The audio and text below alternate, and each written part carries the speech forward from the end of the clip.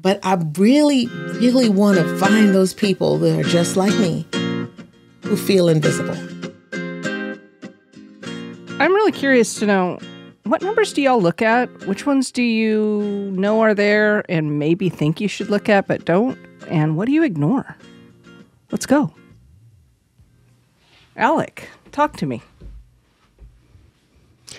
So I'm not really I don't check my analytics every day or anything like that. And I also don't sort of pay too much attention to when you see in YouTube. I'll talk about YouTube analytics because that's the only one that I really look at. I don't look at the other platforms so much. But when you see the sort of monthly summary and it's, usually quite a jagged little chart going up and down, I don't tend to pay too much attention to that one either. I will usually zoom out to maybe a 90-day. That gives me a better idea of like the recent trend, and then also look at the 365 and obviously further as the channel's got older, because that gives you a much better idea of the trend. When you're sort of hyper focused on just the recent activity, you can seem like, oh, I've just suddenly dropped a whole load of views or gone up a load, and it's not really a realistic sort of thing to look at, I think. So I do look at the total number of views. I look at the number of subscribers, new subscribers, I should say. I also look at the number of subscribers that I've lost as well. So the number that you see when you look at subscribers will be the net. But in there's going to be new subscribers coming on, and there's also going to be people dropping off. And I think that is something that isn't necessarily immediately obvious. It's always good with YouTube to dive into the advanced analytics, to go and drill down into the numbers, far further. And we could probably, do hours on that, so I won't go into too much depth, but certainly being aware of when you've lost subscribers and what has actually caused that as well. I found that when I did Cedar Create Every Day in April, although something happened mid-April that sort of stopped me doing that, the first 2 weeks, I was losing a lot of subscribers because people were getting sick of 4 videos a day and this constant, the next day of Cedar, when they're like, well, what is it? I'm not interested. I just want you to teach me about Stream Deck or something like that. Looking at where you're losing subscribers as well as gaining them. I find that interesting. I have a question, though. I'm kind of playing around with different ways of producing content. I've been on a weekly schedule for a while, for, going on 3 years. And so every week I put out a video on Sundays.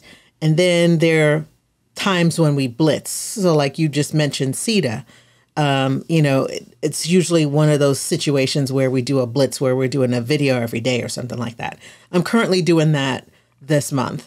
And I've noticed, I kind of pan back a little bit and notice, I'm like, okay, usually I can't really tell anything like you said up close, when you're looking like, oh, okay, it's been this week or whatever. It usually takes about 2 weeks out. Then you really start seeing your numbers kind of rise a little bit with your content. But for me, I notice depending on the topic. So like I tend to do thematic type education. So 1 month I would have a theme of some kind or whatever.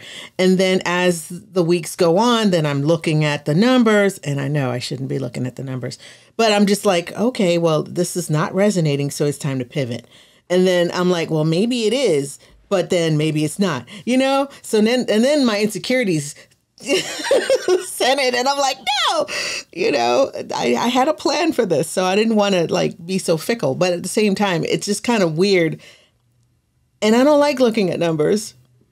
But you get, other mentors have said, you got to know your numbers so that you can, know what resonates with your audience, and are they interacting with you, and are they doing all these different things? And so depending on what I'm doing. So if I'm doing a blitz, sometimes I notice more interactions because I'm there more often.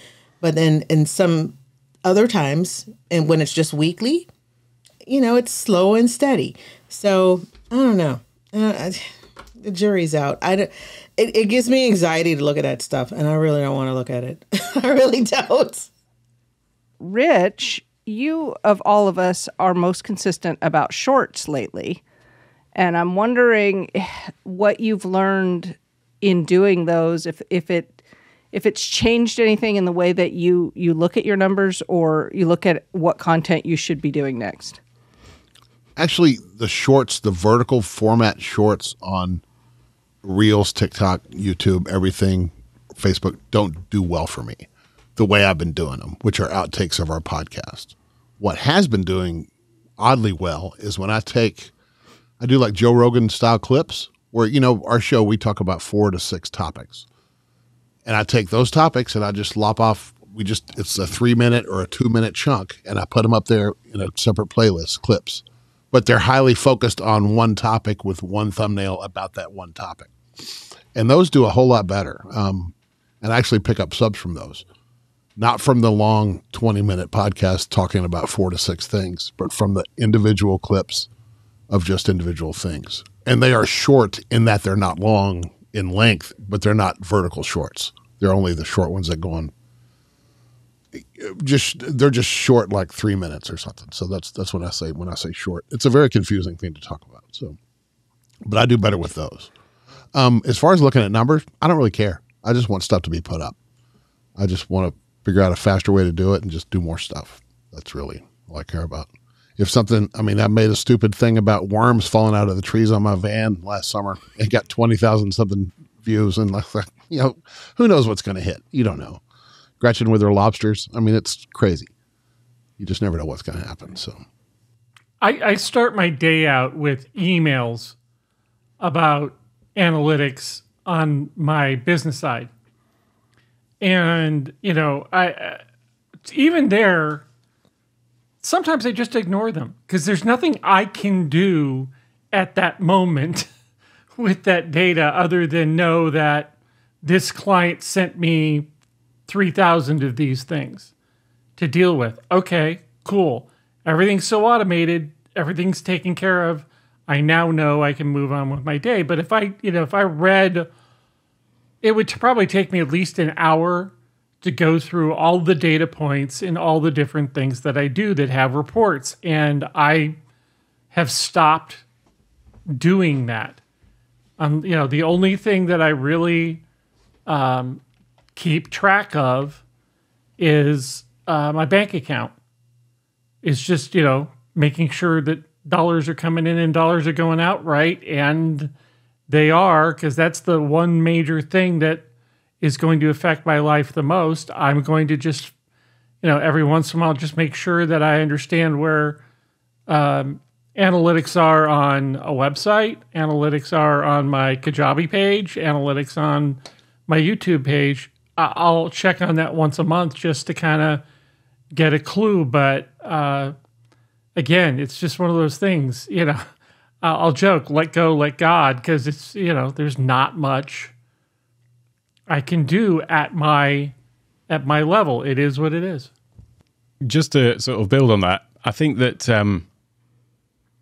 there is a lot that you can do, and it's important that people have an understanding of analytics. Now, it's not a case of like letting it get to you or anything like that, but I'll give you a very real example where analytics can directly impact what you are doing. And that would be with split testing of things like thumbnails, titles, descriptions, and so on, and analyzing the click-through rates you're getting. Because if you're treating this, as a business, as I am, I'm essentially using this as my top of funnel. That's essentially what this is, for people to come in, watch all of the free stuff on YouTube, but then ultimately be going on to buy either courses or book consultations or things like that. So what you want really is the maximum number of people in at the top within limits, without being unethical about it. But you want as many people as possible to be seeing your videos. So it's important that you know what's driving that and how many people are coming through. And I had a point where I wanted to change my thumbnails. I wasn't happy with the way that they looked. They were just an initial template that I created, and I used that for the first, 300 videos or something like that. And then at some point I thought, well, I want to change this a little bit because I thought it could be improved upon. And I created a slight variation of the design that I thought looked a little bit better. And I started using that, but I did some split testing with the new design versus the old one. And I thought the new version looked better. I asked some other people, and they said that they thought the new one looked better as well. But when I ran the split test, which is something you can do with TubeBuddy, the results were quite conclusive, which was that the let's say the average click-through rate on the original was maybe 5%, and then the click-through rate on the new one was 4%. And the click-through rate is how many people of the people that see the thumbnail in their feed, how many people are actually clicking on it. And you might think that 5% reducing to 4% is only a small drop. But in actual fact, it's a 20% drop, because it's not 1%. You're dropping 1% of 5%. So that means that that thing that I thought was better actually was resulting in a reduction of 20% of my potential audience from that particular video, just because I'd done something that I thought was better. And so actually looking at the analytics in that sense can really have a massive impact. Some of the other changes that I've done have worked the other way, where they have actually been beneficial. And that's, given me, again, maybe a potential 20% boost in viewers. And these numbers really do matter, when it comes down to that, if you're looking to use this as a top of funnel thing. But they also, that thing of just sort of backing up your own opinion. We might think that we know best, but actually the numbers don't really lie in terms of, the number of people who are clicking through on it. There is some caveats with that. You can look at click-through rates in YouTube as a global thing, or you can look through specifically from click-through rate in the search traffic versus the browse traffic versus, that they're just showing up in people's feeds. So there is an important distinction there. If you're looking for new people, you want to see where you can increase that with specifically the search, where they're searching for some specific topic. But I think that it's when I tell people don't pay too much attention, that is like when you get people who are just constantly checking and looking at following the wrong numbers. But I think actually they can play a massive role in growth. Yeah, that's a great point about 1% of 5% being 20. That's we do tend to miss that math. Keely, I have not been ignoring the fact that you have some contribution to make here. Tell me in general where you are with analytics, and something specific I'd like to know from you as the person who has 2 channels that they're running. How do you look at them differently across channels? That's a great question, because Discord Coach is so much newer than FH Umpires, I ignore the analytics on Discord Coach. That's what I did when I started FH Umpires, and it was fantastic. I didn't even know what analytics were. I couldn't have spelt it if you had asked me. And that just gave me the freedom to just create for enough time that I actually got my legs underneath me. I improved my sound, my lighting, my camera, my run of show, I'm actually listening to what my audience is looking for. I'm answering their questions. I was able to focus on improving the process before I even started looking at whether the things I was doing were having an impact, because I didn't have enough data to know what was making an impact. So what I have noticed recently is that what I've tried to focus on is only looking at the numbers when I make a substantial change, and then give that some time to manifest. So instead of sort of looking from week to week, how many people are watching my live stream and how many chat engagements, I keep a really general eye, but just don't really bother about it, because it doesn't, unless I change something, that doesn't change. So, insanity is the same thing, and expecting different results. I expect the same results, so I don't even check. So one of the things I changed recently was in October-ish, or sort of November, I started using Instagram Reels to promote my live stream. Now, when I look at my sort of customer stack and where I put the value in order to draw people into my community, my live stream's a big portion, a big part of the stack right above the social media part, where I'm saying, hey, here's where I'm going to tell you all about umpiring, and hey, let's hang out for a while and be friends. And then I get them into my Discord server to really compound that relationship. And so my focus for social media is to get people to watch the live stream. Whether that's the right strategy, maybe not. But what I did with Reels is, I twigged on, I should be putting out video Reels where I'm actually I'm actually showing off the video or a portion of the video that I'm going to be talking about in the live stream. And I started doing that. And just today, because I was preparing for the episode, I decided to have a look at how my Reels content was doing. And what I found was when I started putting those segments of the clip, of one of the clips I was going to talk about in the live stream in there, my numbers really started to pick up in terms of views. And I thought, wow, that's fantastic. I mean, I'm looking at a few, I had no idea because I don't check these things unless I've let it compound for a bit. But many of these are, compounded sort of these Reels posts. But then what I did is I thought, okay, that's great. How has that impacted my YouTube numbers? So I went over into my YouTube analytics, and this is the same 90-day period. So I'm not looking at like last week or 30 days. I'm looking at the last 90 days, and my views are actually down, and my impressions are down, and my click-through rate's a little bit down, not by much. My average view duration is probably the same. I guess that's what that means.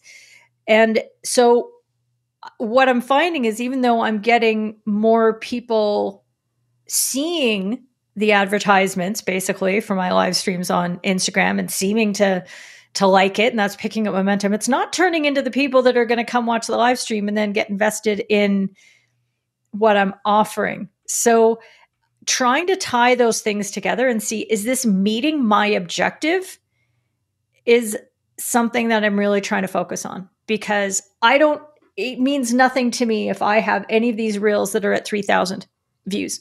I absolutely don't care. What I care about, did 5 new people come into my live stream this week and learn something about umpiring and think, I want more of that. I really need to engage more with that. I think it's really hard to get somebody to move from one platform to another. I think that's what I've figured out. That is, you can't get somebody from Instagram to go to TikTok or to YouTube or other way around. I just think it's hard to do. So, like you said, if you get 5 out of 3,000, I think that's great. I mean, it's 5 you didn't have. Yeah.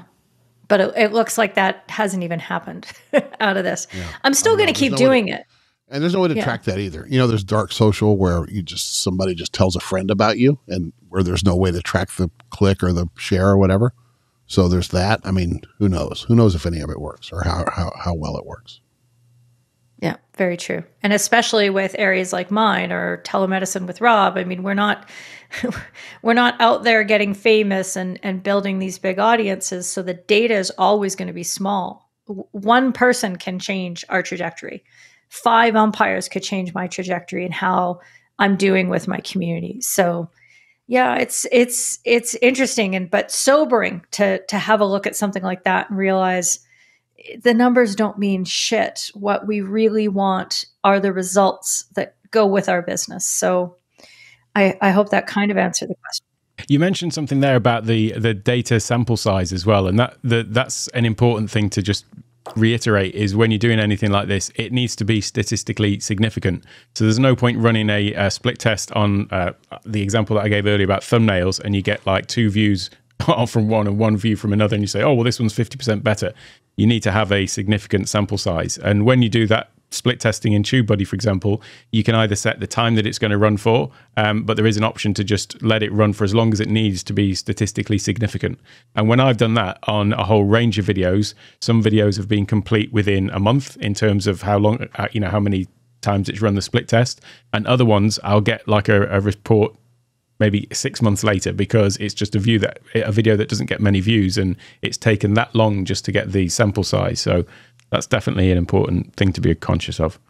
And as well, about coming back to the data, that was part of the reason for me to do my first 100 days on YouTube, do 100 videos, because Doc had said that you need to have 100 videos before you start doing anything with analytics, because you've got to have that body of work there to start making any analysis. So I certainly did hold back on any changes or anything like that until I'd got those first 100 out there and got some significant data to be working with. When you're doing your split test, Alec, you change a thumbnail. You don't do 3 things at once. You don't change a thumbnail, a title, and a description and run 3 different tests at once. Yeah, you only do one thing, right? One at a time. Yeah, you always test one thing at a time. Yeah, sure. Something I've noticed, and I think it's going to change how I approach vertical video shorts on YouTube, is the times that I've made a point of looking at my analytics right before I drop a short, and then maybe a week after that short drops. I've noticed that I go from maybe 60% women in their 40s to 60s in my audience, to suddenly, after that short drops, I end up with 60%, 80% men in their 20s to 30s. And for me, I'm still trying to figure out who my people are, and my gut is telling me that it's, it's a cooking channel, it's gardening. My gut tells me it should be women somewhere over 30, and that's what I get when I have long periods without shorts. Drop that short, and suddenly it spikes in this other direction. So I think I'm going to stop doing shorts unless it's really good. And I would encourage people to be cognizant of that. So when you do look, even if you have 500 subs and you've been doing this for a while, look at that 90-day view, like Alec mentioned, rather than the flash in the pan, because it could send you in a different direction than you really want to be going in. What was the other point I was going to make? Oh, I do look at my subs every day just because it's now just what I do, but I don't really care. I don't care what the number's going to be, because it's going to be what it is. I can't change it when I'm laying there in bed at 5 a.m. looking at my phone. Can't change it. But I do look at it. I wanted to be honest and admit that I do that. Oh, yeah, that was part of the anxiety. I do the same thing too. But are you anxious about it? I think that's really fascinating how you learned that you were attracting a particular demographic with shorts, and those aren't your ideal people. They're not the people who are going to come and engage with you and, take your courses and grab your PDFs and do all those things and be part of your community. You know that intuitively. So you're like, that's the wrong way to grow. You could grow like that, potentially. You could keep doing that. You can keep like, oh, these guys love these shorts. But then you start meandering down a road of, that's not where you want to go. So I think that's great awareness on your part and a really good reason to keep track of your analytics in that sense. And then, boom. Yeah, you're going to go on a different pathway next. That's really cool. I found the same thing when I did a whole period of doing a lot of shorts on YouTube. And I found that there was the much younger demographic, because they're the ones watching the vertical video format. Incidentally, when you do click on any of the things in YouTube and go and look at the more information where it says see more, then you do have the option at the top to switch between the shorts, live, and so on. So you can drill down into the exact demographics of each from that. Oh, good. That's good to know. I think I did that when I did my. Oh, yeah, I did that when I did my blitz of shorts in December, and yeah, that I had the same situation. I know my target audience are female entrepreneurs from like 30 to 30 plus. I know that for a fact, but same. When I looked at mine, it was different. I had more men looking at the channel. As a matter of fact, I had more men subbing actually. And so, which was kind of weird. It was really weird. So I was like, all right, well, that's good to know, but I'm still going to be more female centric because that's my demographic. That's who I talk to. But at the same time, it was, it was good to know. It was good to know. And it makes sense though, because, guys, I don't know. That demographic are looking at the shorts and stuff, just like what you said, Alex. So, but I still kind of want to play with vertical video. Maybe not so much on YouTube, maybe on Instagram. I want to play with vertical video there. So I decided to change my strategy a little bit. Instead of putting shorts on YouTube, I would do, reels on Instagram. And so I started to do a little something this month. I'll let you know how it works out. I'm just kind of like just testing the waters to kind of see, what bites. There's a thing to be careful of here, which is where we say, oh, my demographic is X.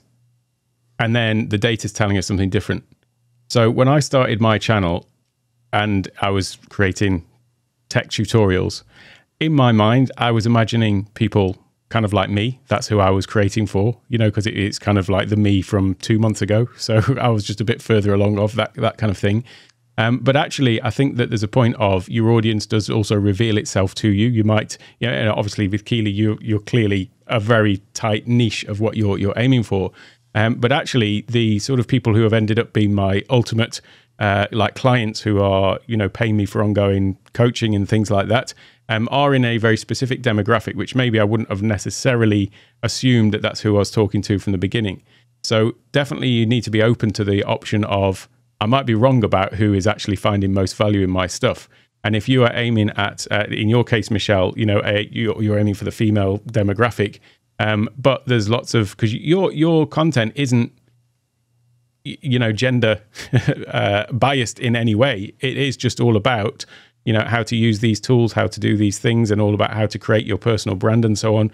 Well, that's something that could just be equally applicable to males as much as females. And if you find that you're getting a larger proportion of your audience, are male, then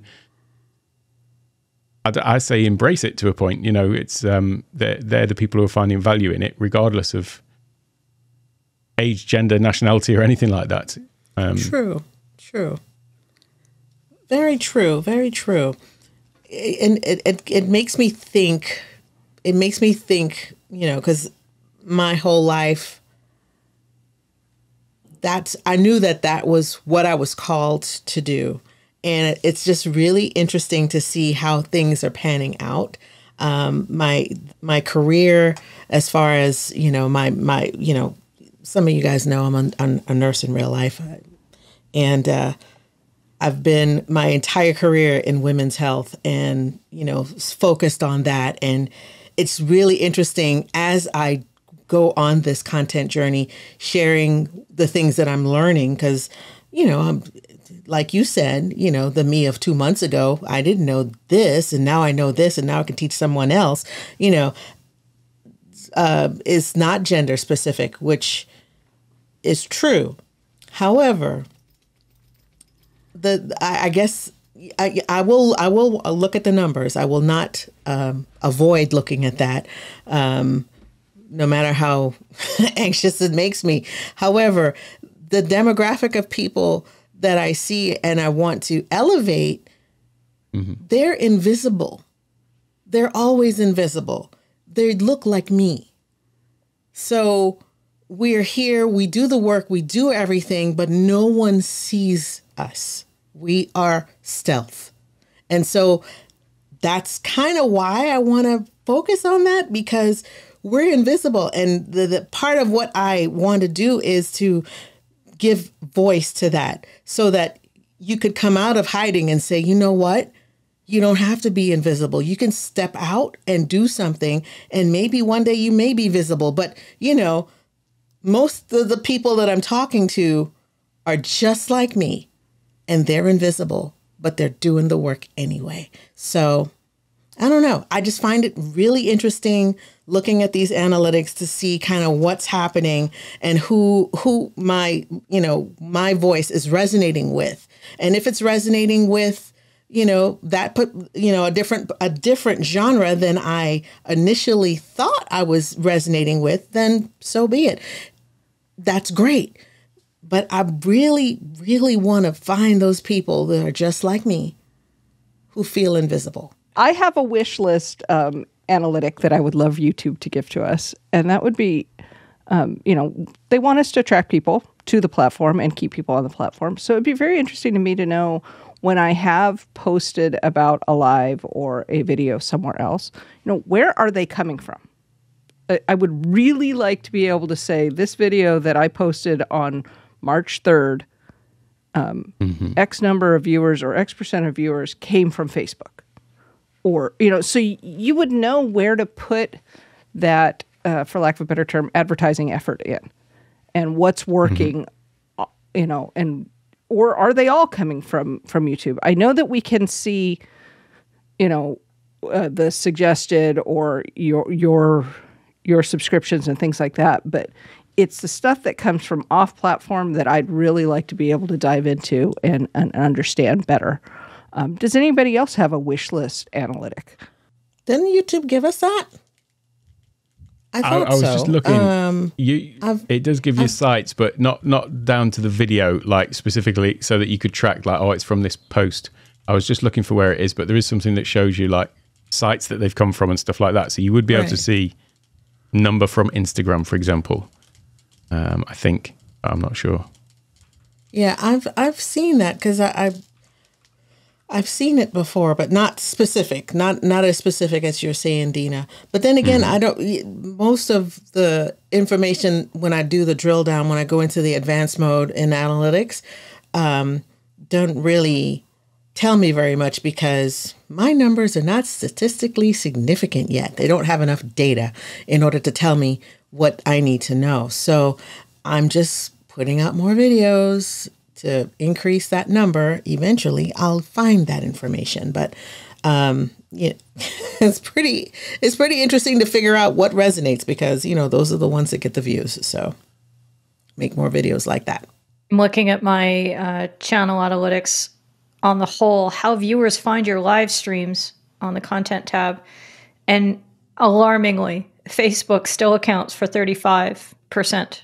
Almost 36% of my external traffic. Google search is 22%. My own website, 4.4. Twitter's 4.4. And I mean, that disparity between Facebook and Twitter is crazy because my number of subscribers / followers, whatever, is about the same on those two platforms. And yet Facebook is far outperforming to send people to that actual stream. That's pretty crazy. I hate your Facebook. I know, I'm getting right? 76% of my viewers from external sources are coming from Google search, which kind of makes sense. That's where most, but yeah, you can, it will tell you a list of all different pages and the percentages, but it's on I don't think, you can do it by time as well. So you could actually narrow the time in on the analytics to be just a specific date, I suppose. That would then tell you where they were coming from. But that's that, and it'll give you all the number of views, the view duration as well from those as well. So you can see that how many people, so people coming from Google search, 76%, and then the average view duration is 3 minutes 20, whereas people coming from DuckDuckGo, apparently 5 minutes. So, I mean, you can get into minute detail here that's probably not necessarily meaningful, but yeah, you do have all of that. Interestingly, I just mentioned the watch time. If you look at my demographics, it's kind of the typical sort of bell curve with, starting low for the 18 to 24, whatever the age group is, trailing off as well at the older age group, the 65 plus, and then the highest is the 45 to 55 age group. But if you order the bar chart by the percentage of video viewed, it's a direct line, like from lowest 18 to 24 are not watching the same percentage as the 65 pluses are the ones that are actually watching the biggest percent. So there's that little skew on it as well, that, yeah, you might have a higher number of views at a particular thing, but actually it might be a slightly older group that is watching the whole video and consuming everything. So just another little thing to be aware of. So the moral of the story is just make videos. Don't worry about all that stuff. No, the moral of the story is don't take everything on face value and do take account of analytics if you're trying to build a business. You can't just fly blindly, just ignoring everything. There's definitely something in all of this, and it's worth spending a little bit of time doing it, but with statistically significant data.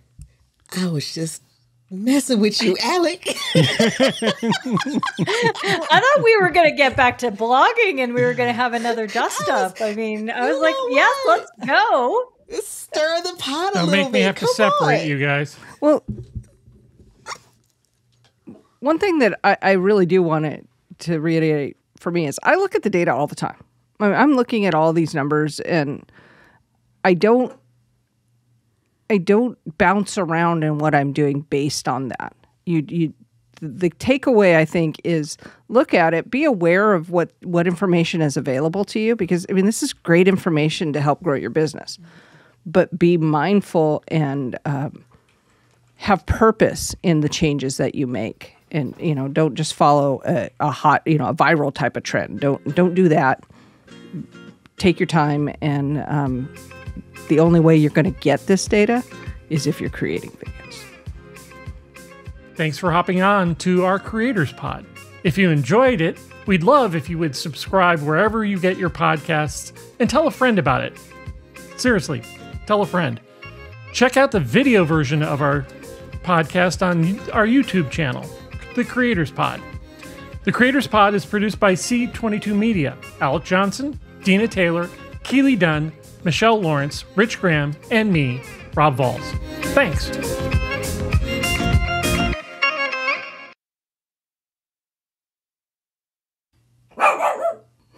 Try not to get your dog to bark.